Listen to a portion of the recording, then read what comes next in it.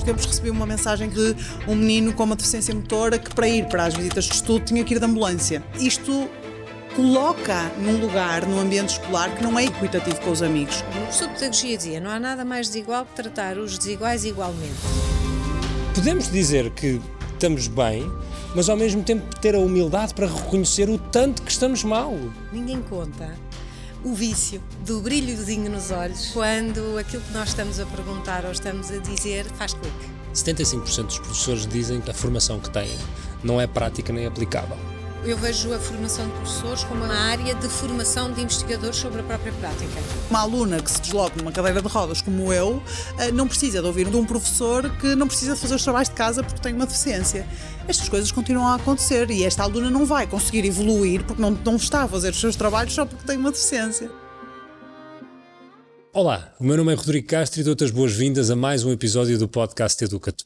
Hoje estive à conversa com a Nádia Ferreira e com a Catarina Oliveira. A Nádia é professora e investigadora na área de educação, muito focada também na área de formação de professores, e a Catarina é fundadora do projeto Espécie Rara sobre Rodas e é consultora na área da acessibilidade. Falámos sobre temas que se calhar não são temas do dia-a-dia, porque falámos de questões, eu acho que são muito importantes sobre acessibilidade e também formação de professores, mas em todo o caso acho que vais adorar este episódio porque foi uma conversa, digamos, bem provocadora em muitos momentos e que eu adorei tê-la.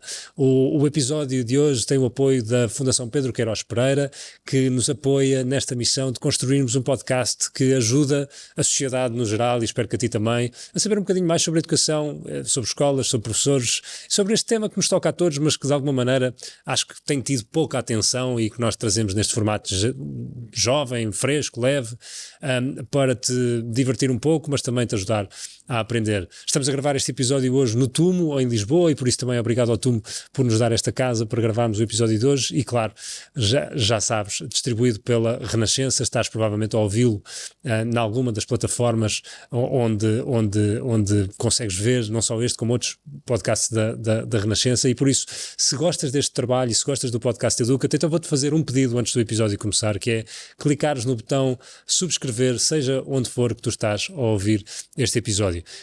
Espero que te divirtas, espero que gostes do episódio de hoje e que possas ouvir outros que estão para se seguir. Até já.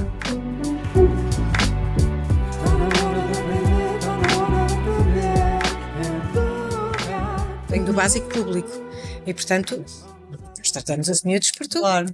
Eu cheguei ao superior, tratei por tudo. E fui chamada pelo senhor presidente da instituição da época a dizer que Nádia, não se pode tratar os alunos por tu, muito informal. tem que se cultivar o respeito, e eu respondi, mas os meus alunos respeitam. Já estamos a gravar, né? Então eu acho que isto entra já como, na verdade, como o primeiro tema. Este é um grande tema, não é? É Que verdade. é a forma como as pessoas utilizam os formalismos como uma desculpa para, sei lá, nem sei bem para quê. Exato. Mas eu acho que deve ser só por uma questão de falta de confiança. Pois, não sei. Eu acho que tem a ver com estruturas hierárquicas, não é? Sim. E nós ainda temos uma sociedade de alguma forma estruturada em hierarquia. A questão é como é que se ganha respeito. Claro. Sim. Não é? O ver o outro é a melhor maneira de respeitar. Claro. Independentemente das idades, a forma como nós falamos com eles, com as pessoas, para elas, no interesse delas, eu acho que é assim que se conquista respeito. Sim, também acho. E portanto não importa muito se é tu, você não se diz, ou o nome, ou a terceira pessoa, o que for, não, é a forma, é o ver o outro. Claro, sim, também acho. É curioso, eu vivi na Indonésia durante um período e na Indonésia eles têm uma característica na língua que é, eles utilizam o mesmo conceito que nós utilizamos na segunda pessoa para a primeira pessoa. Ok. Ou seja, nós temos o tu e o você, o formal e o informal, ou o informal e o informal, respectivamente. Eles lá utilizam o mesmo conceito, mas para o eu. Saya é o equivalente ao nosso você, mas para o eu, e a ku é o equivalente ao nosso tu para o eu. E aquilo é uma coisa que não faz sentido. Pois. Não faz sentido, até que eu de facto consegui perceber que é o equivalente, ou seja, para nós faz sentido ter na segunda pessoa, para eles faz sentido também ter na primeira pessoa. Claro. Para nós, uma vez mais, não faz sentido, mas é interessante na perspectiva de que as estruturas sociais organizam-se de uma maneira que é personalizada ao seu contexto, à sua história, à sua cultura, e de facto a linguagem e a forma como nós nos apresentamos inclusivamente, não é? Sei lá, se eu aparecesse aqui de fato, significaria se calhar uma coisa também diferente, não é? Ou seja, tudo isso influencia. Acho que onde isto se pode tornar interessante, se calhar até para a nossa conversa, é onde é que a criança entra neste processo? Em que fase é que isto é relevante para a criança? Porquê que isto é relevante para a criança? Nádia, se calhar, portanto, por ti. Eu acho que, por acaso, é um dos assuntos que nós debatemos muito no ISPA, que tem a ver com a voz da criança e com a voz dos alunos, dos estudantes. E voltamos ao mesmo, é na relação, não é? E na escuta. E não é uma escuta. Ainda agora estou a fazer uma intervenção em Albufeira, junto de um agrupamento de escolas, e fala-se de vários assuntos, um deles é a voz dos alunos, e outro, um assunto que me tem sido muito caro agora, que é que tem a ver com transições. E eu vou tentar pegar aqui na criança, mas no sentido da pessoa, e nas várias fases da transição, e da escuta nessa transição. Mas quando dizes transições, dizes etária, de fases de desenvolvimento? Transições de espaços de tempos educativos. Pensar que nós estamos constantemente em processos de transição. Isso é muito importante, por exemplo, na transição entre educação pré-escolar e primeiro ciclo, porque entramos de um universo de educação não escolarizada para uma escolarização, e tem a ver com o início da aprendizagem da leitura e da escrita, que é uma formalização do pensamento noutro registro. Mas também que a família tem outras expectativas sobre esta nova etapa. Os espaços são diferentes, infelizmente. Muito do trabalho que se faz com os professores é tentar que o espaço de educação de infância não seja diferente do espaço do primeiro ciclo, que é muito mais marcado pela lógica institucional de todos arrumadinhos em carteiras umas à frente das outras, e criar espaços mais flexíveis, mais diversos, e isso também continuar para a frente, quando entram no 5º ano, em que de repente deixam de ter essencialmente um professor para ter vários, e portanto como é que se pode, o trabalho que nós temos estado a fazer com escolas é como é que se pode atenuar, se pode dar continuidade nestas transições. Por acaso lembro-me da minha transição do colégio da 4ª classe para o 5º ano, e eu também passei de um colégio para uma escola pública, ótima, mas uma escola pública que tinha muito mais vivências, e lembro-me agora, nunca tinha pensado sobre isso, foi uma transição que me marcou, que foi, parecia que me tinham feito assim, não é? E mesmo, isso. É muito interessante, não tinha pensado nisso. Acontece outra transição no 7º, porque o corpo docente também tem características diferentes, podem até avançar para uma escola básica ou secundária e portanto mudam novamente de estabelecimento, e depois há uma nova transição na entrada do secundário, que nem sempre é bem orientada, e aí também toca um bocadinho com a orientação vocacional e como é que nós ouvimos, isto não quero deixar de dar resposta à questão da escuta e da criança jovem pessoa, mas é como é que nós ouvimos aquela pessoa para ajudá-la e apoiá-la nós, organização, a construir um projeto de vida e que se conheça, e que é super cedo, porque é ali com 15 anos, não é? Como é que se constrói isso? Como é que se apoia isso sem defraudar as expectativas da família? Por exemplo, as famílias não querem de modo algum, vou dizer de outra forma mais suave, têm expectativas. Nós somos adeptos da suavidade, aqui queremos verdades nuas e cruas. Têm altas expectativas que se siga o percurso regular ou das ciências e tecnologia ou das humanidades para depois ir para o curso de Direito. Isto ainda existe, para o curso de Direito. Eu ia perguntar isso, ainda existe isso. Ainda existe isso. E de repente temos um jovem que é super, eu não gosto da palavra dotado, porque todos somos muito dotados em muitas coisas e às vezes nem sabemos em que é que somos dotados, mas nas competências que estão a ser avaliadas na escola, digamos. Não, exato. Para além disso, para além disso, daquilo que é que o que é que a escola dá importância, ou o que é que aquele corpus docente dá importância, que é outra coisa, porque a escola até pode ser vista currículo, pode ser vista como visão, ou pode ser vista com quem lida com aquelas pessoas, o que é que espera, mas não me querendo perder, que me perco com muita facilidade. Mas é esta ideia de que os outros, o que é que esperam daquele miúdo, mas aquele miúdo é uma miúda, na verdade tem uma série de predisposições ou interesses naquele momento. E como é que se pega nisso e se constrói um projeto de vida com aquela pessoa. Pois. E depois temos um sistema ainda muito rígido nessas escolhas, porque se vocês pensarem bem, é aos 15 anos que eles têm que escolher um caminho que depois vai de alguma forma, claro que teoricamente podem mudar de rumo, mas a verdade é que aquele currículo que está definido vai definir o que é que vai acontecer a seguir. Como é que foi este processo para ti? Eu estava a pensar nisso, é que efetivamente isso é super interessante, porque eu acho que, embora tenha crescido num ambiente que nunca me canalizou para nenhuma área propositadamente, quer dizer, o meu pai é engenheiro, a minha mãe é médica, eu sempre achei que queria ser médica e agora olho para trás, entrei em medicina, embora o meu caminho tenha sido depois outro, mas agora olho para trás e acho que se as minhas competências, porque hoje em dia trabalho muito com a comunicação e com a criação, se as minhas competências nessa área, que eu já me identificava muito como comunicativa, e quem fala de mim em criança eu sempre fui muito comunicativa, mas acho que nunca olhei para isso como uma profissionalização ou como uma área de especialização, e poderia ter seguido se calhar mais esse caminho, mas porque para mim até o 12º sempre foi saúde, a área das ciências, que eu adorava e adoro, mas depois entrei em medicina e depois já lá percebi que não me identificava com o curso e não queria efetivamente a seguir aquele rumo, não é?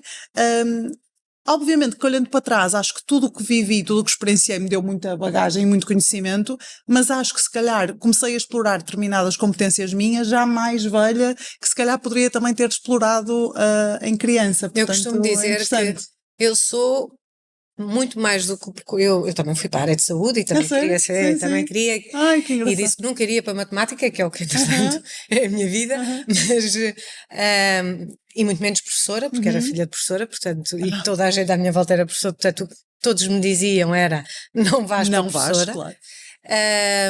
Fui muito enganada porque é maravilhoso, sério, porque ninguém conta, agora vou-me perder outra vez, ninguém conta o vício do brilhozinho nos olhos quando aquilo que nós estamos a perguntar ou estamos a dizer faz clique. Claro, acredito. E é o momento em que se tem essa experiência que tudo muda e que nós ficamos viciados naquilo e depois já nem importa o ordenado, não importa as condições, não importa quem, como, nós ficamos viciados naquilo. Acredito. Então eu costumo dizer que eu dava aulas de qualquer coisa, de culinária, de o que for, sim. porque eu ando à procura do brilhozinho nos olhos, de provocar isso, que eu acho que as pessoas que trabalham na parte da comunicação têm é muito interessante dizeres que eu dava aulas de qualquer coisa. Sempre porque isso matemática, viola, não é? Exato.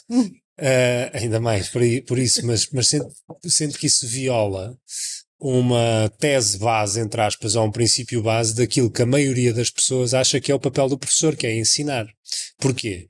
Porque tu não podes dizer eu ensinava qualquer coisa assumindo que tu és detentora do conhecimento total para ensinar aquilo. E atenção, vamos aqui fazer uma paragem. A minha área de doutoramento é conhecimento especializado do professor para ensinar matemática. Portanto, eu considero absolutamente crucial o conhecimento, quer do conteúdo que ensina, mas também sobre como é que se aprende, como é que se ensina, e sobre as dinâmicas. Isso...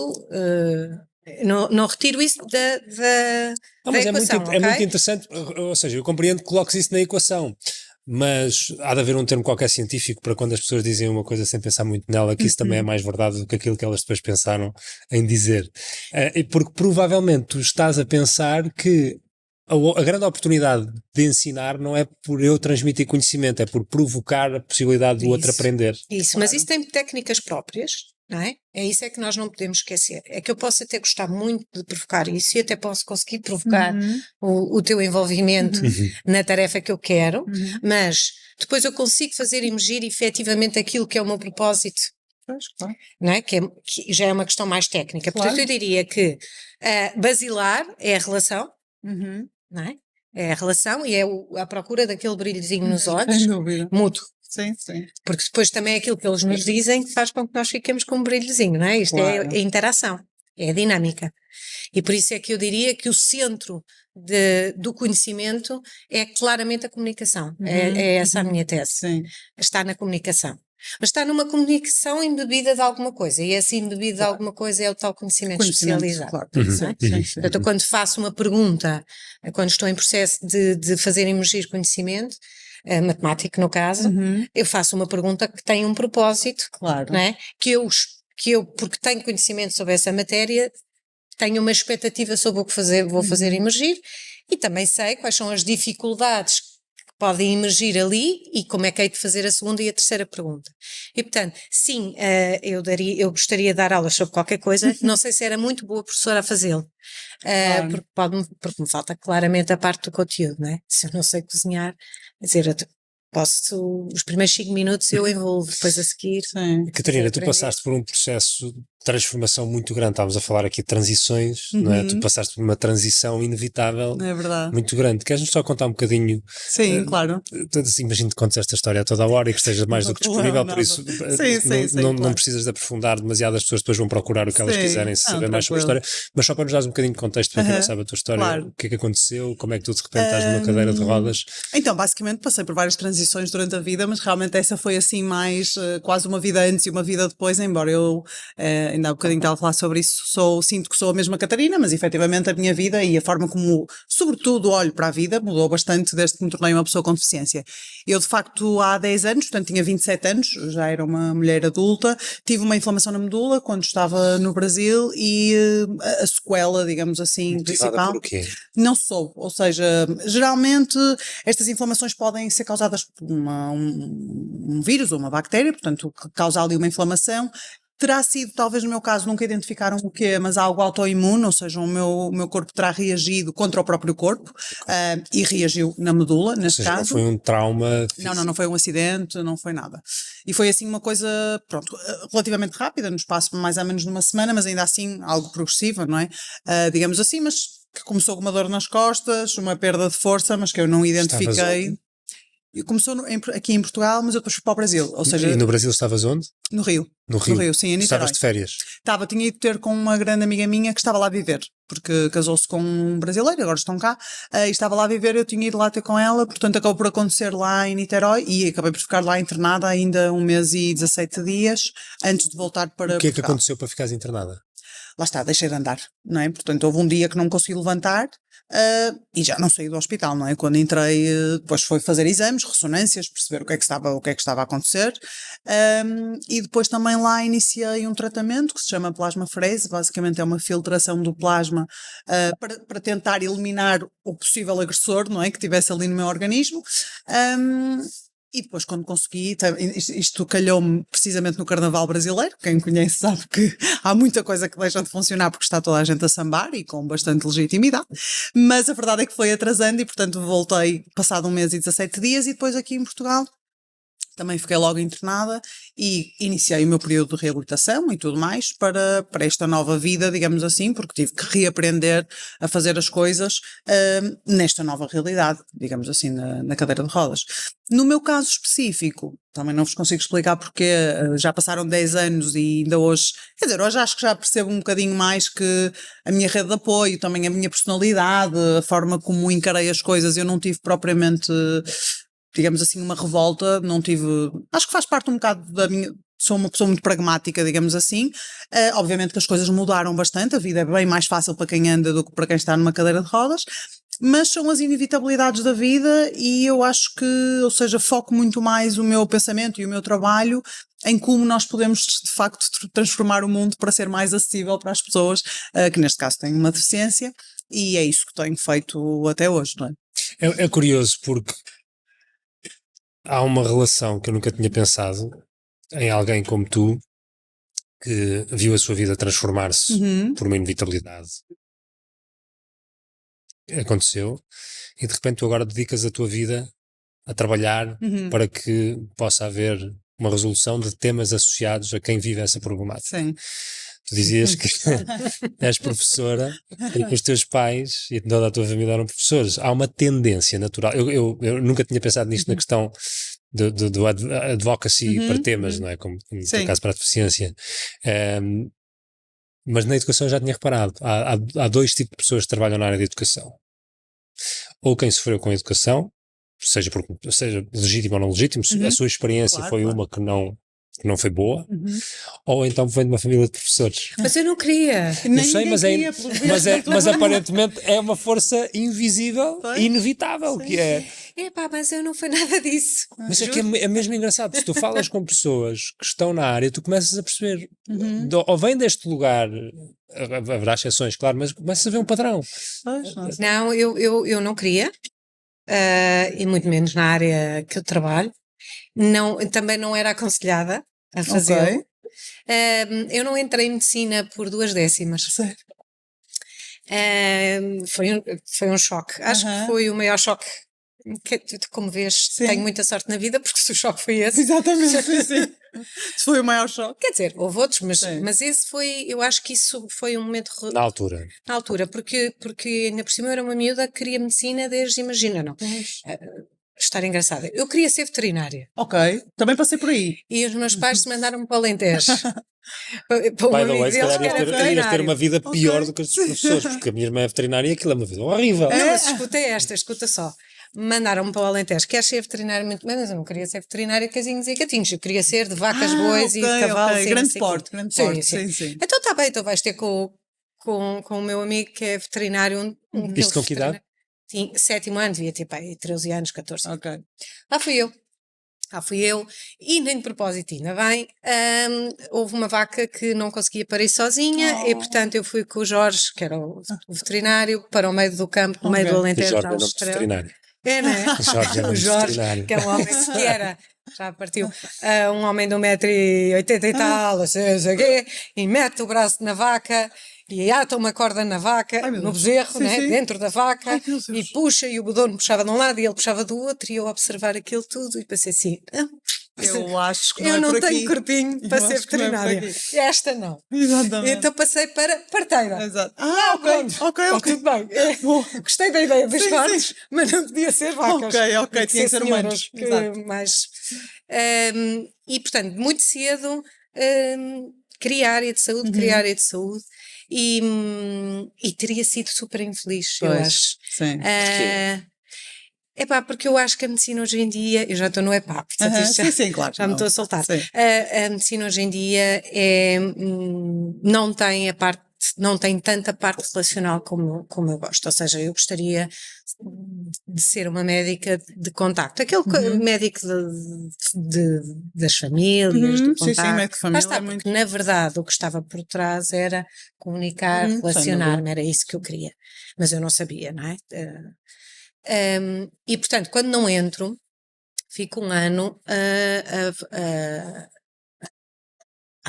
a ter explicações, a tirar carta, para que não fosse assim tão fácil. Trabalhei com o meu pai, que é advogado, e portanto trabalhei com ele um ano, que foi muito interessante. Eu acho que foi muito formativo para as hierarquias, para saber os vários lugares, foi muito bom para mim. E depois volto a tentar e não entro por centésimas. E aí a minha mãe disse: não vais ficar cá mais um ano. Eu sou por centésimas, não é? Nem foi por décimas. Não, tanto que eu vou... Ou seja, a primeira não entras por 2 décimas e assim não entro por centésimas. E portanto eu ainda vou lá aos gabinetes, eles são menina, tenho que fazer as contas às centésimas. Portanto eu era tipo a pessoa seguinte. Era porque não era. Certo? Claro. Era porque não era. Sim. Claramente hoje já sei que era porque não era. E ficares em casa, não. Mais um ano só estás a perder competências. E portanto vais para qualquer curso no ensino superior que tu queiras, mas vais. É preciso dizer que eu teria que me deslocar para Lisboa ou para outra cidade qualquer para estudar, portanto a litoral alentejano não podia ser mais. Pois. E eu começo a pensar, então o que é que eu quero tirar? Porque basicamente podia entrar em muitas coisas. Pois. Então, eu dizia, engenheira, vou ficar fechada num gabinete, nem pensar, eu morro. Laboratórios e coisas dessas também não, que é a mesma coisa, fechada, não dá. Sim. Eu quero pessoas. Então, como não sabia muito bem, e é daquelas coisas que eu acho que é do destino, estava um jornal que eu não vou dizer qual era, em cima da mesa. E quando viram, estava uma escola na cidade onde os meus avós viviam, que dava formação de professores e havia o curso de Matemática e Ciências. Ok. E o que é que eu pensei? Olha, vou. Em vez de estar um ano aqui no Alentejo à espera, vou tirar o curso de Matemática e Ciências que me dá manutenção de conhecimentos para depois me candidatar outra vez para a Medicina. Eu ainda não estava. Eu não estava convencida. Ainda não estava. Porque eu sou muito persistente. E então faço esse movimento. Tiro o curso de professor de primeiro ciclo, coisa que era impensável para mim, que a minha mãe era professora de primeiro ciclo, na variante de Matemática e Ciências Naturais. E, felizmente, eu tinha estágios, experiências de estágio logo no primeiro ano. Ok. E pronto, e foi aí que eu vi o brilhozinho nos olhos dos miúdos. E nunca mais. E já não saí. Já não saí. As crianças têm esse potencial, não é? Exatamente. Sabes que eu tenho um trabalho que às vezes é uma grande chatice de aturar, porque eu estava a ouvir uma entrevista esta semana que o tipo dizia: a pior coisa que aconteceu a esta geração foi o trabalho remoto. Porque as pessoas que tu conheces no teu trabalho tornam-se teus melhores amigos. Gosto de dizer uma estatística qualquer, tipo 1/3 das pessoas em relações amorosas conhecem-se no trabalho, não sei se isto é verdade. Mas efetivamente a componente de nós nos relacionarmos fisicamente com outras pessoas tem esse lugar. E se eu tivesse de dizer qual é o sonho profissional que eu tenho, é ter escolas. Uma vez eu tive para comprar uma casa ao lado de um jardim de infância. Epá, e aquilo era ao lado de uma mata e de um jardim de infância. E por acaso eu visitei a casa numa hora que estavam os miúdos no recreio. Aquilo é o som de passarinhos, não é? Tipo, tu ouvires crianças a brincar e sabes, e tens essa possibilidade de viver aquilo. Imaginando, eu nunca estive nessa posição. Eu acho que é de facto um dos maiores privilégios que nós podemos ter, porque todos nós, e tu disseste uma coisa há bocado que me gerou muito desconforto no bom sentido, porque não é comum ouvir-se pessoas a falar sobre a escola desse lugar, que não foram estas as tuas palavras, mas disseste qualquer coisa na linha de a escola tem o papel de construir um projeto de vida, ajudar as crianças a desenvolver um projeto de vida. Ninguém fala sobre isto sobre a escola, não é? A escola não é para fazer um projeto de vida, coisa nenhuma, isso é uma ideia de alguém que está a fazer investigação sobre a educação, porque na prática as pessoas estão lá, os professores e os contínuos e tudo, para dar resposta àquilo que o sistema manda, que é meter os putos a estudar, para fazerem os testes, passarem para um curso, para a universidade, para terem uma carreira e uma profissão. Ou seja, estamos muito longe, parece-me, de ter lugares de aprendizagem. Atenção, nos professores eu vejo isto. Mas eu não concordo nada com isso. Mas é que basta olhar para a sociedade e para a experiência que as pessoas têm da escola. Ou seja, não é aquilo que os professores dizem. Eu sou o primeiro advogado de professores. Acho que o sistema faz um desserviço enorme aos professores. Mas ou seja, a resposta não está na minha opinião sobre o tema que estou dentro do setor, ou da tua que faz advocacy. Está em toda a gente que não está e o que é que elas falam sobre a sua experiência escolar, que é conseguir ou não conseguir essa experiência. Lugar, eu não sei, eu sempre trabalhei em territórios desfavorecidos, vulneráveis, e isso é uma das coisas que me marcou muitíssimo. Eu trabalhei com os filhos de um Deus menor. E portanto, quando se trabalha com esses miúdos, nesses territórios, nessas escolas, a forma de pensar, desculpa discordar, mas não é essa. A forma de pensar daqueles adultos que estão com aqueles miúdos é: nós somos o último reduto, nós somos aqueles que podemos lhes dar alguma indicação, algum caminho sobre a vida. Eu compreendo, mas as escolas TAPE são uma exceção no universo de escolas. Mas foi essas as escolas onde eu naveguei, foi com essas escolas que eu trabalhei no Ministério da Educação, e portanto é como quando as pessoas dizem o sistema educativo é bom, mas as escolas públicas, e apesar de tudo, as escolas públicas são muito boas. Não, as escolas públicas são maravilhosas. Eu sempre andei, são maravilhosas. Acho que eu também as há, que estão com dificuldades, que ainda não se pensaram. Também há equipas de professores que ainda estão em fase de desenvolvimento nesta lógica de que são uma equipa de educação e não de instrução. Mas a escola pública portuguesa é do melhor que existe no mundo, e não é por acaso que Portugal é um caso de estudo do que aconteceu nos últimos 40, 50 anos. Eu sou filha da escola pública, eu penso escola pública e tenho Ora, desculpa, mas isso é um pensamento mesmo português. Desculpa, porque é sério, é tipo, nós estamos numa realidade em que toda a gente diz que se ressente de um processo educativo que não foi favorável em muitas coisas, e adorava ouvir a tua perspectiva sobre isto numa questão de acessibilidade, não é? E se calhar crianças que têm necessidades educativas especiais e de que maneira que o sistema as serve ou não as serve.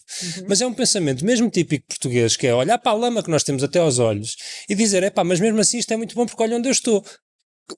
Podemos dizer que estamos bem, mas ao mesmo tempo ter a humildade para reconhecer o tanto que estamos mal. E nós não temos que ter medo nenhum de assumir isso. E por isso eu sou o primeiro a dizer também, escola pública faz um trabalho extraordinário e é de facto uma referência a nível internacional para muitas coisas, nomeadamente comida nas cantinas. É uma coisa que a maioria das pessoas não sabe. Agora, alguém me vem dizer que aquela perca ensaboada que me servem na cantina da escola é boa?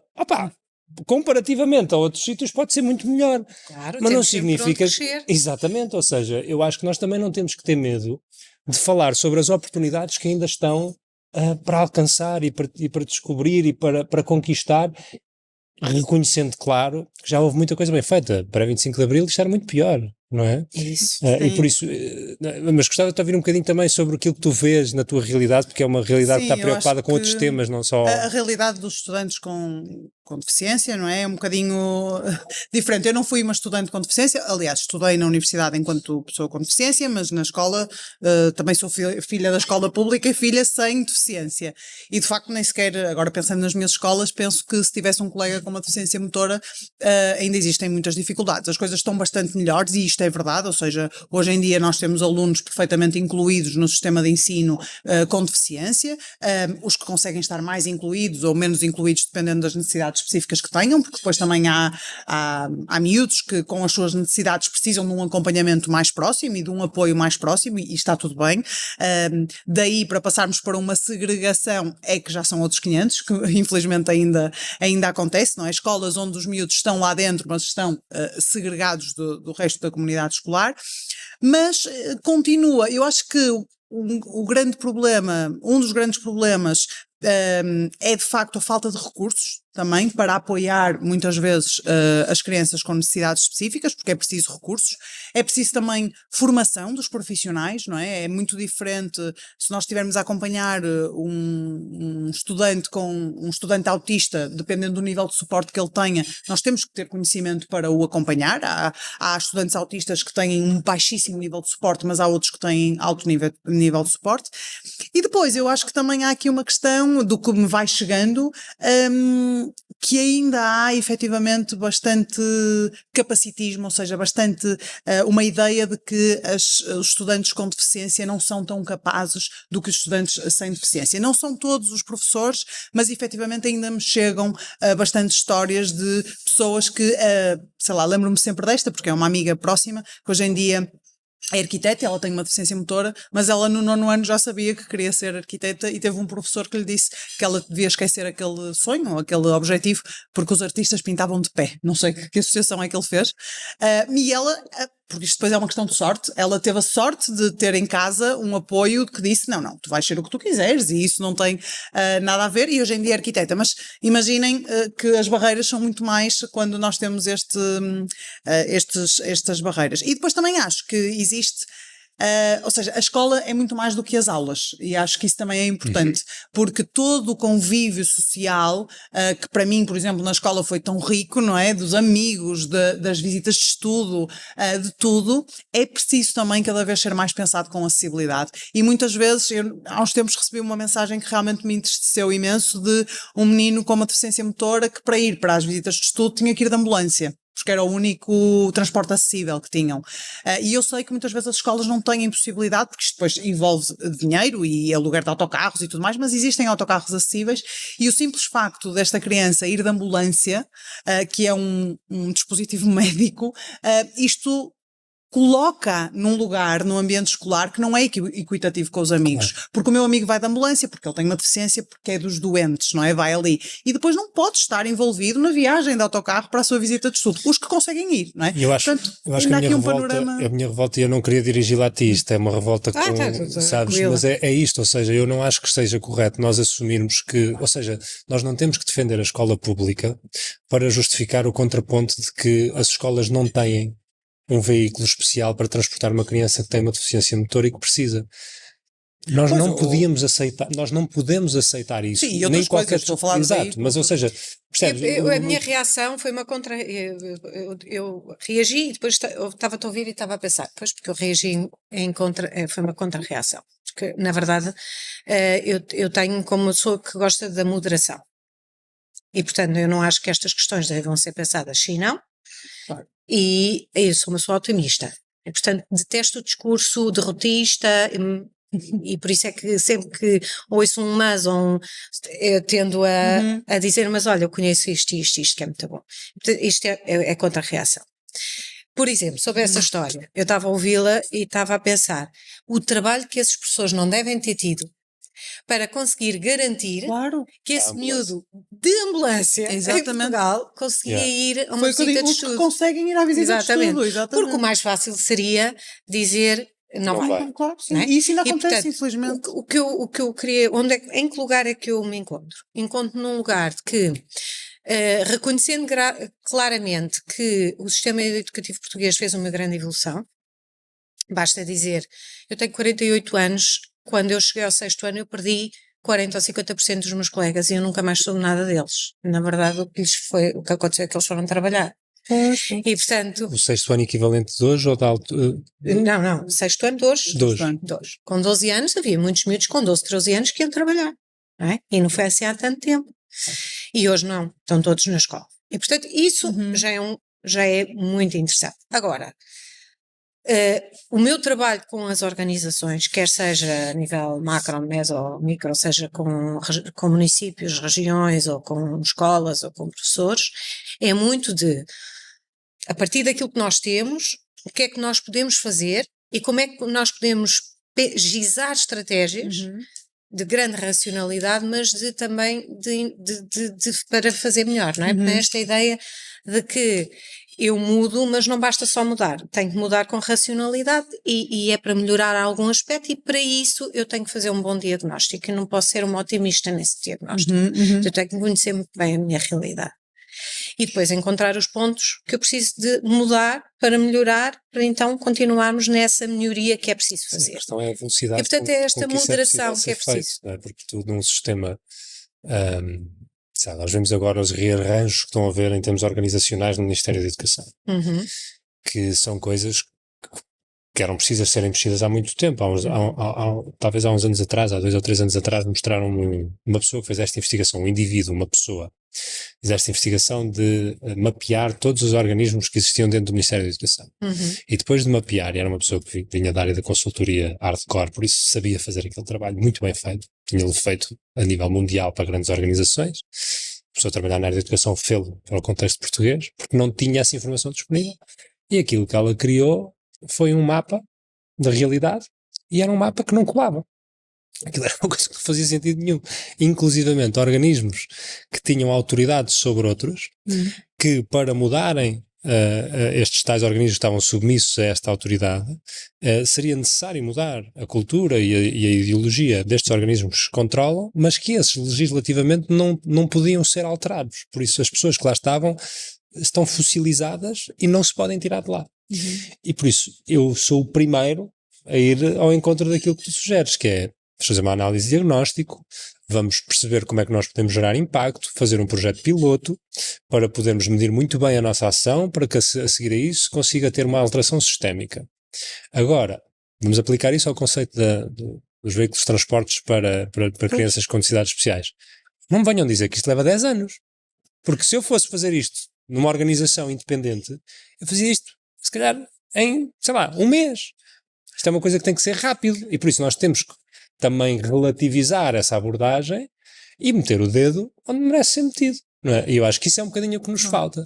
A questão que eu não sou especialista na área da educação, mas, por exemplo, ainda no outro dia estava numa conferência que estavam a falar sobre isso e pessoas efetivamente especialistas. Por exemplo, na educação inclusiva, o que me parece é que nós até temos uma base de educação inclusiva muito boa e até acho que existem, não estavam a dizer, outros países que se inspiram no nosso modelo de educação inclusiva. O problema, ou um dos problemas, há muitos, que me chega mais é, efetivamente, esta falta de recursos. Às vezes temos uma pessoa para muitos miúdos e que precisam de um acompanhamento mais individualizado. Depois não há transmissão de informação ou de formação para capacitar estes profissionais e também me chega muitas mensagens, muitas partilhas de professores que às vezes também estão esgotados porque estão efetivamente com os recursos que têm a tentar fazer o seu melhor. Agora, eu não tenho solução, ou seja, eu não sou especialista, não tenho solução para isto, mas é uma pena ver que os moldes estão lá e estão ótimos e são até inspiradores para outros países, mas depois, na prática, parece que não se está a conseguir aplicar. Não consegues. A lei de bases portuguesa, tu que certamente conhecerás bem melhor do que eu, diz que a maioria das pessoas, um dos seus primeiros artigos diz qualquer coisa do estilo que a escola ou o sistema de educação tem a obrigação de educar para o desenvolvimento emocional, social, cultural, etc. A dada altura aparece a palavra espiritual. A palavra espiritual, desenvolvimento espiritual, está determinada na Lei de Bases da Educação Portuguesa. Por isso, claro, nós temos uma lei para a educação que dá um espaço enorme para nós termos, se calhar, de facto, um sistema educativo de referência. Claro. Agora, eu sou fundador de um projeto chamado Professores do Futuro, que é uma escola de formação de professores, e que nós fizemos uma investigação junto de cerca de 1000 alunos no ano passado. 1000 alunos nada, 1000 professores. 75% dos professores dizem que a formação que têm não é prática nem aplicável. 52% dos professores inquiridos dizem que têm níveis de bem-estar e saúde mental abaixo daquilo que seria necessário para fazerem um bom trabalho. Que é o seu trabalho. Por isso eu acho que nós, uma vez mais, podemos congratular o sistema e a lei de base e tudo mais, mas é preciso encontrar uma resposta diferente daquela que seja apenas congratular aquilo que nós já temos feito bem e nas oportunidades que nós temos, com respostas que efetivamente mudem estes parâmetros que estão mais do que identificados, não é? Sim. Os estudos mostram que a minha percepção de eficácia depende daquilo que eu acho, das ferramentas que eu acho que tenho para abordar determinada tarefa. E, portanto, as pessoas podem sentir que não têm as capacidades para o fazer. E eu diria que muitas vezes ainda persiste uma cultura de isolamento profissional, ou seja, eu, Nádia, não sei como é que se resolve este problema. E eu respondo, não és tu, Nádia, que tens que resolver esse problema, é um conjunto de pessoas que têm skills diferentes, que têm conhecimentos diferentes, que têm que abordar essa situação. E por isso o Decreto-Lei 54 é muito interessante desse ponto de vista. As equipas multidisciplinares. Porque sublinha a importância das equipas multidisciplinares e sublinha porque em Portugal existiam nos TAPE experiências muito interessantes de resposta multidisciplinar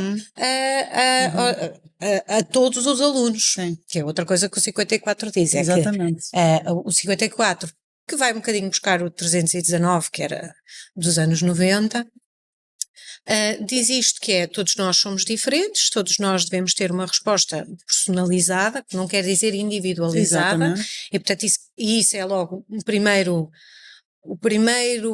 primeira, só me vem a palavra em inglês, misconception, a primeira... não é o engano, mas o mito... É a concepção errónea de que personalizar é individualizar. Não é? E Podes clarificar isso? Sim. A diferenciação pedagógica ou individualização versus personalização? Individualização versus personalização. Muito bem. Então, o que os autores que falam sobre isto nos dizem é que eu faço diferenciação pedagógica por duas vias. Uma resposta individual, onde eu peço esta tarefa para ti, porque te conheço e sei que é o que tu estás a precisar, e portanto, faço tailor-made, e o I aqui é mais interessante, diversificando as tuas experiências de aprendizagem. E aquilo que está na possibilidade do professor, com as 24 horas que tem e com o número de alunos que tem, não é estar sempre em individualização, é através da diversificação com uma interação individualizada e nesta mistura o indivíduo tem um percurso de aprendizagem que é seu, que é pessoal, que é personalizado, ok? E portanto, mas isto pressupõe que a natureza da tarefa que eu proponho seja aberta. O que é que isto quer dizer? Que eu proponha, por exemplo, um problema que tu ou o outro consegue abordar independentemente do nível de conhecimento formal que tenha ou não. Ou seja, a diferença vamos utilizar um caso prático de um problema, é eu criar um problema que possa ser interpretado ou realizado de uma maneira individualizada, ou seja, 3 pessoas resolvem de maneiras diferentes, mas o problema é o mesmo para toda a gente. Ou, melhor ainda, que seja suficientemente desafiante, bastante desafiante para os indivíduos em alvo, não é? A quem eu vou propor, e aberto de modo a que tu que tens muita experiência de vida, não é? E eu que tenho muita experiência formal daquilo que a escola pede, e tu que tens uma abordagem diferenciada a qualquer coisa, porque até és um bocado distraído, mas a verdade é que de repente lembras de coisas diferentes, possam ir àquela tarefa, resolver aquele desafio em conjunto. Isto seria perfeito. Esta é uma experiência que não pode, eu costumo usar a metáfora da roda dos alimentos com a água no centro, e nessa água estamos a falar de comunicação, estamos a falar de interação, estamos a falar de resolver problemas, mas o que eu quero dizer, a roda dos alimentos esta é uma das fatias da roda, que não pode deixar de existir. Depois, também tem que haver experiências de pegar e depois de compreender o conhecimento, de o treinar, claro, de naturalizar determinados procedimentos. Isso também não pode deixar de existir, certo? E isso vocês podem pensar na educação física, no desporto, não é? Que eu tenho situação de jogo e depois tenho situação em que eu tenho que melhorar o meu gesto técnico, claro. Não é? Naturalizar um determinado gesto técnico para depois outra vez em situação de jogo eu poder aplicá-lo. E isto é verdade na matemática também. Eu tenho que compreender como é que se constitui aquelas relações numéricas na tabuada. Eu tenho que compreender o que está por trás daquilo, se a dada altura tenho que saber as tabuadas de cor. Claro. Portanto, eu sou muito moderada nisto, muito porque eu acredito que nós nos desenvolvemos através de experiências diferentes. Claro. Portanto, aquilo que os professores devem fazer é diversificar e depois, na interação, individualizar. E se é preciso depois fazer uma intervenção mais focada, então eu individualizo numa determinada experiência. E é daqui que nasce uma aprendizagem personalizada. E há muitas pessoas, nomeadamente professores, que consideram que eu já fui essa pessoa, eu costumo dizer que eu já fiz tudo o que havia de errado para fazer e dei as aulas mais medonhas do mundo e também já dei aulas muito interessantes. Também pensei assim, que eu dizia, como é que eu vou fazer? Uma pessoa de pedagogia dizia, não há nada mais desigual que tratar os desiguais igualmente. Exatamente, isso é perfeito. E eu a partir daquilo dizia, bom, então agora eu tenho que fazer uma experiência de aprendizagem para cada um dos meus alunos. E como eu tenho 150 alunos, impossível. Eu tenho que dormir, comer, brincar, não sei o quê, eu não vou ser Não. capaz de fazer isto. E portanto eu andava numa constante mentira, achava eu que andava a mentir a toda a gente quando dizia que fazia diferenciação pedagógica. O que eu não sabia era que aquilo que eu já fazia de forma muito interessante, que era diversificar as experiências dos meus alunos ao longo de uma aula, ao longo de uma semana, ao longo de um mês, ao longo de um percurso de aprendizagem, que pode ser de um ciclo, já era diferenciação pedagógica. Okay? Porque eu não sabia que era através da diversidade, pensava que era só através da individualidade, da resposta individual. Nós tendemos a olhar para as pessoas com deficiência e fazer exatamente isto, não é? Que é tê-las todas numa caixa e agora vamos tratar as pessoas com deficiência da maneira que se tratam pessoas com deficiência. Sim, não é? sim. Tu és embaixadora, não sei se é este o título oficial, mas trabalhas com a Associação Salvador. Associação Salvador há algum tempo, que também tem o apoio da Fundação Pedro Pereira, que patrocina este episódio, e nos tem apoiado muito nesta missão de fazemos chegar respostas diferentes à comunidade em geral, porque todos estes temas, na verdade, muitas vezes, como sabes, Nádia, se calhar melhor até, que a maioria das pessoas são tratadas em nicho e são tratadas em salas fechadas de pessoas de educação, mas isto são temas que interessam a toda a gente. Claro. Um pai, uma mãe, tu és bem recente, não é? Okay? Como é que tu nos podes ajudar, se calhar, a todos a aprender um bocadinho sobre como lidar com isto neste campo das pessoas com deficiência, como não tratar todas da mesma maneira e o que é que toda a gente pode fazer nesse sentido? Então, eu acho que essa questão das pessoas com deficiência parte de um grande desconhecimento. As pessoas efetivamente não têm, isto acontece com as pessoas com deficiência, acontece agora com a questão dos migrantes, dos refugiados, não há conhecimento, então nós estereotipamos, nós colocamos as pessoas todas na mesma caixa, as pessoas com deficiência são todas iguais. Às vezes isto até se materializa em coisas mais engraçadas, de me dizerem que conheceram alguém no Algarve numa cadeira de rodas e perguntam se eu conheço, é meu amigo. Não, nós não somos todos amigos, somos pessoas individuais. Vocês não têm um grupo de WhatsApp? Não temos, por acaso temos um, mas não com todos, não é?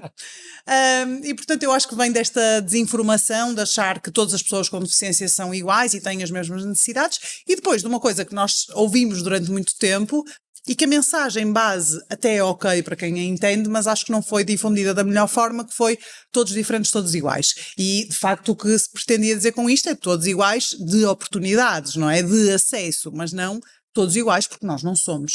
E então eu acho que com as pessoas com deficiência colocaram-nos numa caixa, os estereótipos colocam-se em caixas, não é? E no caso das pessoas com deficiência, também por causa do capacitismo, não é? Nós temos o racismo, o machismo, o capacitismo no fundo é este sistema de opressão que nos diz que o corpo válido e o corpo capaz é o corpo sem deficiência, e que o corpo com deficiência é menos válido e menos capaz, quando o que nós sabemos é que as pessoas com deficiência têm diferentes capacidades, como todas as pessoas, e que muitas vezes o assumir a incapacidade da pessoa com deficiência acontece porque não lhes damos recursos para que elas possam de facto prosperar e progredir. Porque, e eu agora por acaso numa empresa com quem trabalho, temos agora um projeto específico para alunos com deficiência, porque há um grande abandono escolar de alunos com deficiência no secundário e também no ensino superior, e temos um projeto que foi em parceria com Portugal Inovação Social, onde nós estamos a capacitar estes alunos para tudo, não só para questões de educação, mas para tudo à volta da sua vida e da sua autonomia, para que eles possam progredir com mais equidade nos seus estudos.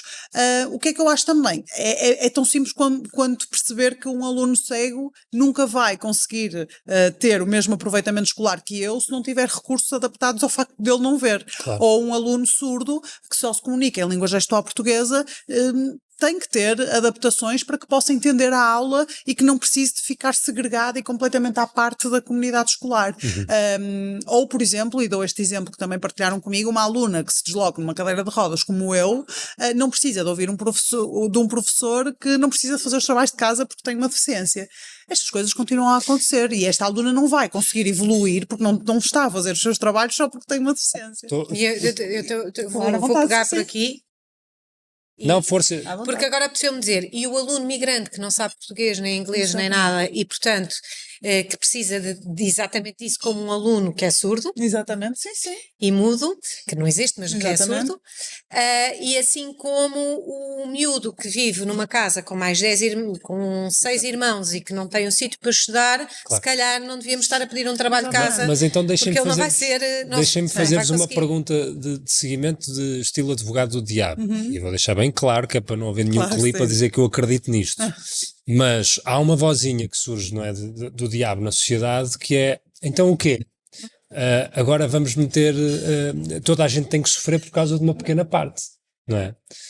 Aquelas pessoas que se calhar vêm dizer, mas agora porque há um miúdo surdo, toda a gente tem que ficar prejudicada por causa daquela criança. E então surge o tema, se calhar devíamos criar uma turma para crianças com necessidades educativas especiais, que vai ao encontro daquilo que estavas a dizer, que é segregar. Tê-las numa caixa fechada e elas lidam com os seus problemas lá dentro. Como é que isto se resolve? Como é que se aborda isto? Como é que nós podemos ajudar as pessoas que se calhar veem que este é o único caminho a entender que se calhar essa não é a única opção? Eu acho que aí há muitas ramificações no que disseste. Primeiro, essas falas do advogado-diabo que existem vêm de um grande desconhecimento, porque um aluno surdo com um intérprete de língua gestual, se o aluno comunicar em língua gestual, não tem que atrapalhar absolutamente ninguém. Claro que a questão da língua gestual da comunidade surda é todo um mundo. Agora, eu também acho importante nós percebermos que nem todos os alunos com deficiência vão conseguir estar incluídos numa turma regular, porque há de facto alunos que precisam de um acompanhamento individualizado que não permite, que nem sequer tenham capacidades cognitivas para acompanhar um ensino regular como ele está feito, mas podem fazer muitas outras coisas dentro da comunidade escolar. Não é porque um aluno não pode estar integrado numa turma regular que não pode estar integrado com a comunidade escolar. Portanto, eu acho que nós temos que avaliar individualmente, aí sim, quando o aluno integra uma comunidade escolar, as suas necessidades específicas e perceber se nós estamos a dizer que ele não pode estar a integrar uma turma regular, porque é mais fácil, simplesmente, mais fácil para toda a gente, menos para ele, colocá-lo numa sala à parte, ou porque nós não temos capacidade e recursos para responder, então vamos tentar criá-los e adaptá-los àquela criança. Mas em alunos que não têm nenhuma deficiência cognitiva, que têm uma deficiência, seja visual, uma surdez, uma paralisia cerebral, até que muitas vezes não pressupõe nenhuma deficiência cognitiva, o que eu vejo nos casos de insucesso, digamos assim, é mais uma preguiça e uma desinformação de este aluno tem uma deficiência, não pode estar aqui, do que efetivamente uma incapacidade do aluno em estar ali. Portanto, eu acho que a informação tem que, e a formação também para estes docentes e para estes professores sobre a deficiência, porque acho que há muita desinformação também, porque ninguém nos ensina. Eu também não sabia nada sobre a deficiência antes de me tornar uma pessoa e, por acaso, trabalhar na área. E digo isto com toda a humildade, não é? Sim.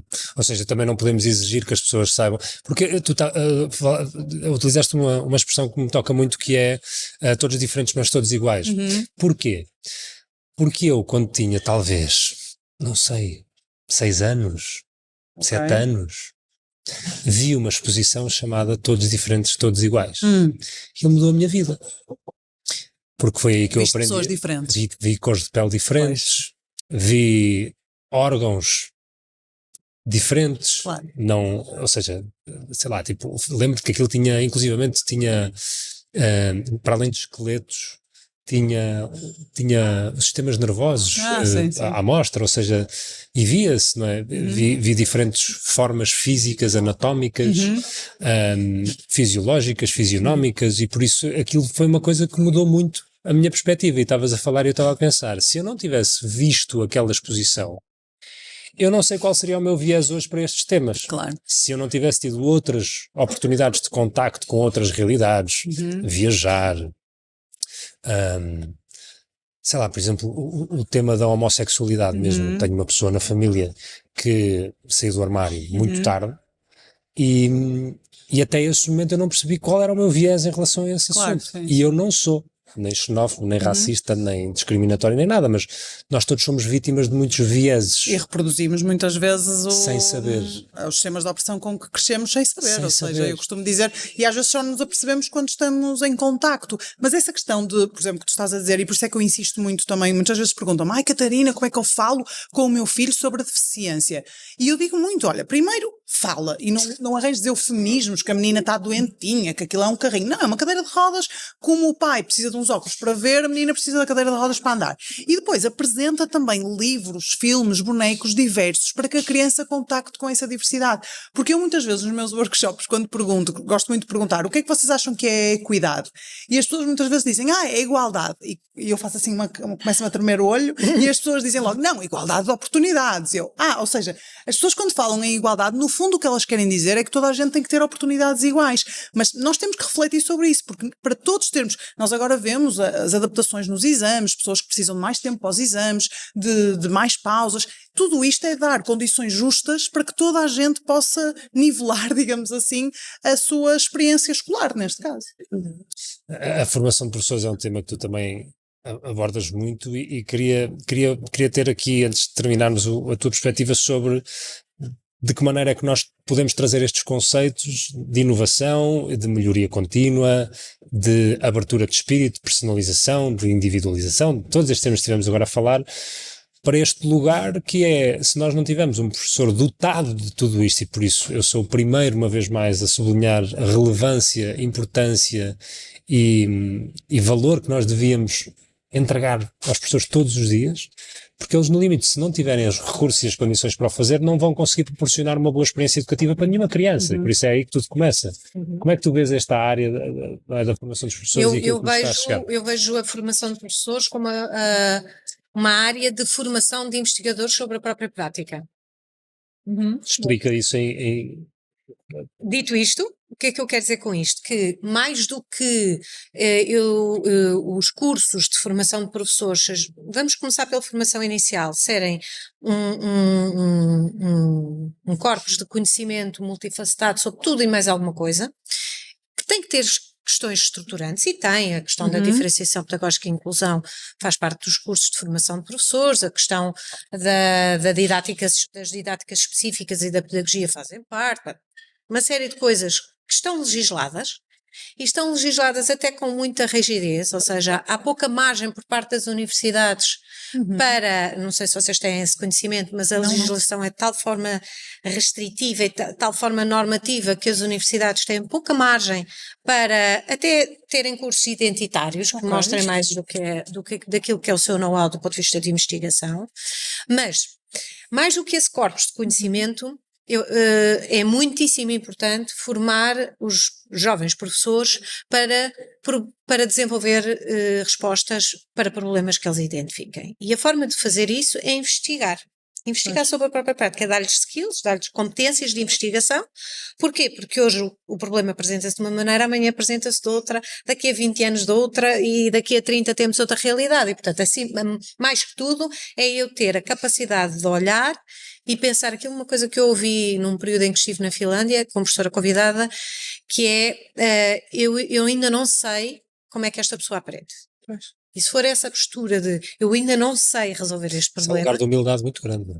Diz? É um lugar de humildade muito grande. Muito grande, não é?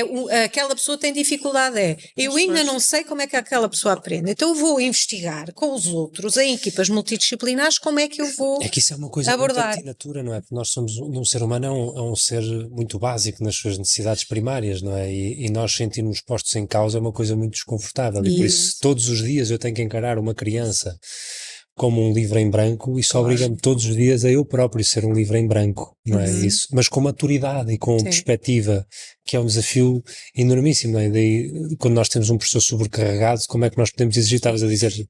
Acima de tudo, eu gostava de... Eu diria que tem que ter muita paixão por aquilo que faz, o professor tem que ter muita paixão naquilo que faz, mas abordá-lo com grande racionalidade. E é nessa mistura, nesse entrelaçar entre relação, paixão e racionalidade que está uma resposta que me permite também eu própria não entrar em burnout. Claro, sim. Sim, porque nem vamos entrar pelas questões de necessidade de autorregulação e heterorregulação. Sim, e deixar esta nota que é, e não estamos sozinhos e não se dá resposta a problemas educativos ou de educação isolada. De forma isolada, não é? Nunca. É sempre em equipa, é sempre com os outros, com o próprio, com a família, é em comunidade que se faz aprendizagem, que se procura aprendizagem, que se promove a aprendizagem. Com paixão e com racionalidade. Pois eu volto ao meu ponto de partida, que é, para fazer inovação eu tenho que saber onde estou, e essa inovação pode ser no dia-a-dia, pode ser eu ainda não sei como é que este aluno aprende. Então, o que é que ele já sabe? O que é que eu sei de investigação? O meu colega é um grande recurso, a minha comunidade é um grande recurso. Pedir ajuda, não é? Sim. Podemos juntos pensar, ok, então como é que vamos experimentar? Vamos recolher dados e depois vamos analisá-los para ver se aquilo que nós fizemos, esta mudança que nós fizemos e que que estou na interação principal, opero, resulta ou não resulta, e voltar ao ciclo de melhoria. E isto pode ser pensado micro, na sala de aula, no espaço de aprendizagem, melhor dizendo, pode ser em equipas de professores com um conjunto de alunos, em equipas pedagógicas, equipas educativas, quando entretanto entram outros técnicos, ou podem ser pensadas a nível regional, municipal, regional e macro. E, portanto, esta ideia de ciclo de melhoria, em que eu estou constantemente em análise e reanálise e experimentação, se assim fosse... Eu estou a imaginar um professor ou um diretor de uma escola a pensar, sim, vem cá lidar com os problemas que eu tenho que enfrentar todos os dias e vais-me falar do tempo que eu tenho para fazer Pois, ciclos de complicado. melhoria contínua. Mas fazem. E é muito interessante. Ainda agora, sexta-feira, acabei de chegar de Setúbal, foi tipo ontem, com um conjunto de professores, que eram 100, a dizer que temos que pensar o nosso projeto e temos que pensar a nossa resposta, porque ela ainda não está bem. E a senhora diretora dizia: precisava mesmo de ti para pensar, porque eu preciso de alguém de externo que pense connosco. Claro, E isso que é nos importante. desafie e que para que nós possamos experimentar. E eu dei-lhe uma solução e ele dizia: pois é, nós há uns 10 ou 15 anos atrás fizemos isso, resultou, mas depois veio o Covid e interrompemos, se calhar temos que retomar isso. Pois. E portanto, as Às vezes não é comunidades preciso pensam. inventar a Não, roda, já eu está. acho que se há comunidade que pensa é dos professores. Os professores têm uma característica comunitária muito grande, lá está, eles sentem-se muito isolados e por isso recorrem muito uns aos outros. Nós no Professores do Futuro criámos exatamente uma coisa para criar um espaço, há uma app e não sei o quê, que eles podem fazer parte, porque percebemos exatamente isso, que há uma dor muito grande de querer mudar, não ter recursos disponíveis partilhados e por isso, mas ao mesmo tempo haver esta sensação de que há malta que está a passar pelo mesmo problema.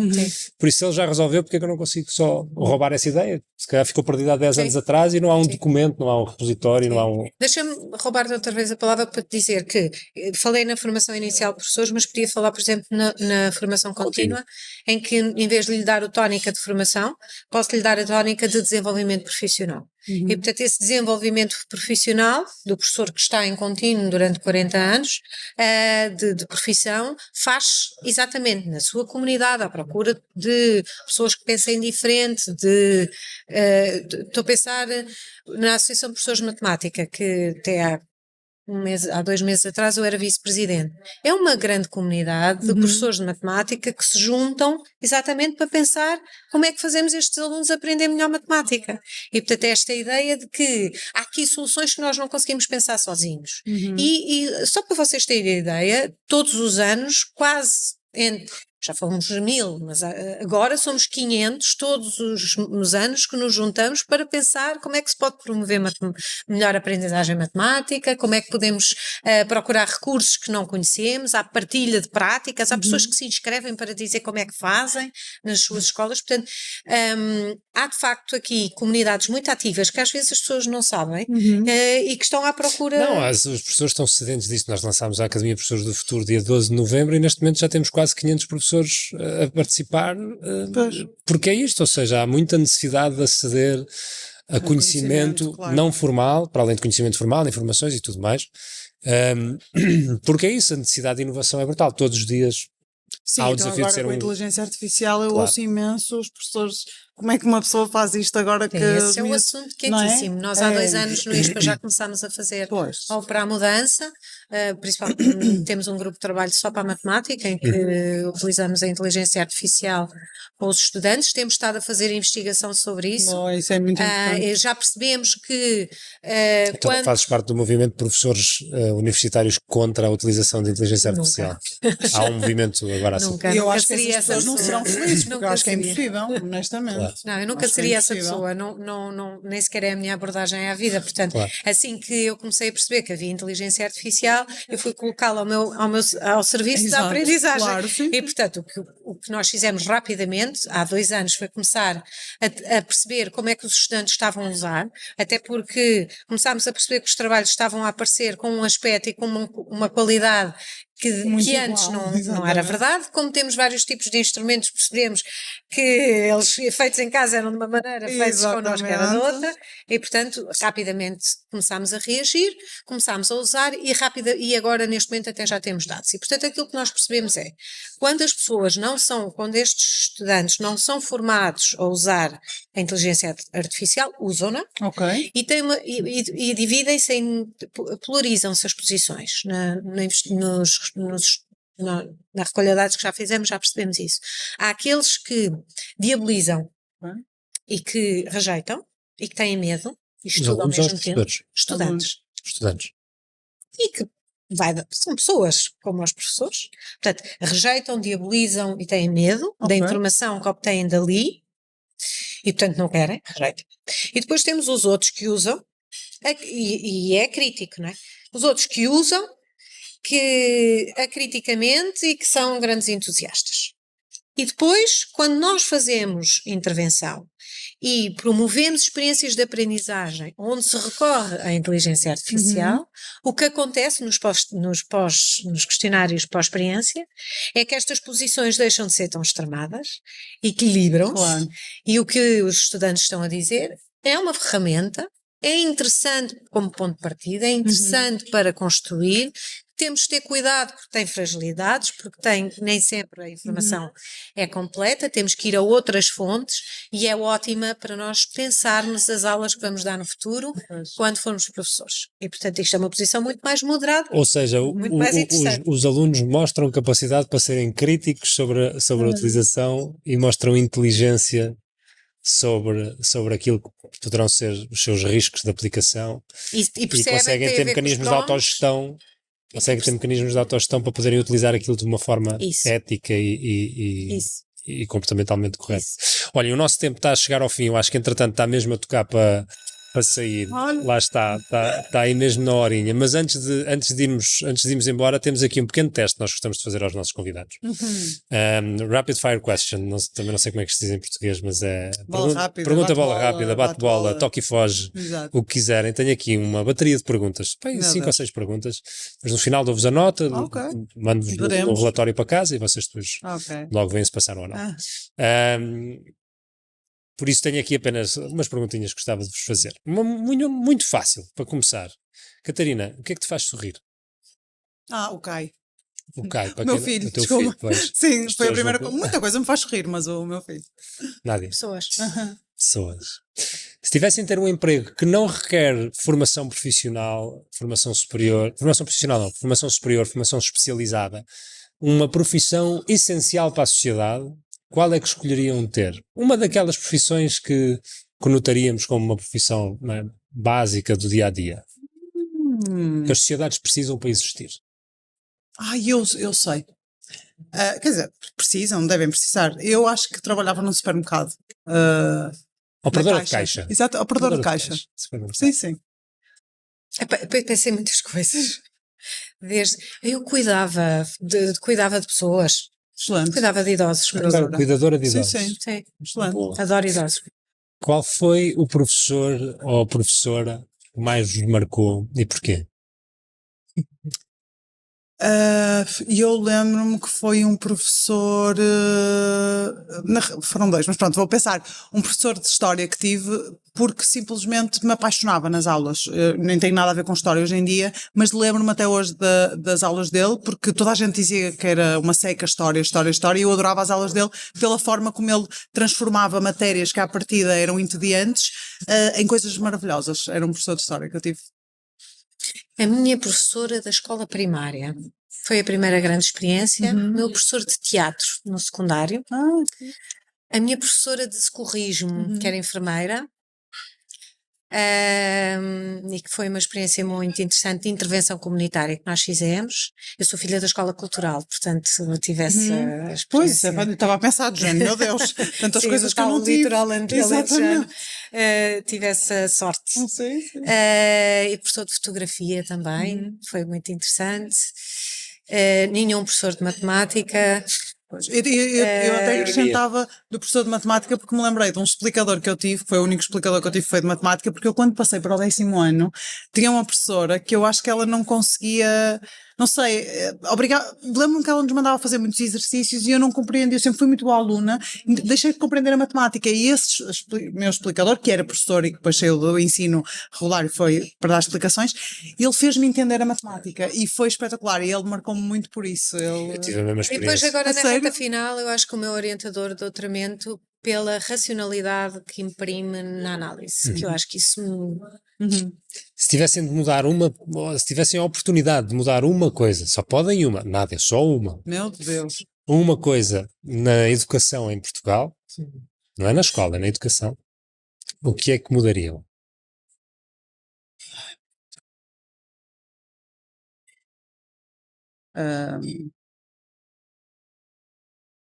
Meu Deus, é muito difícil, não sei, eu diria, vou dizer mais recursos, basicamente, para a educação como um todo. Acho que o que eu sinto mais é que faltam recursos, na minha experiência.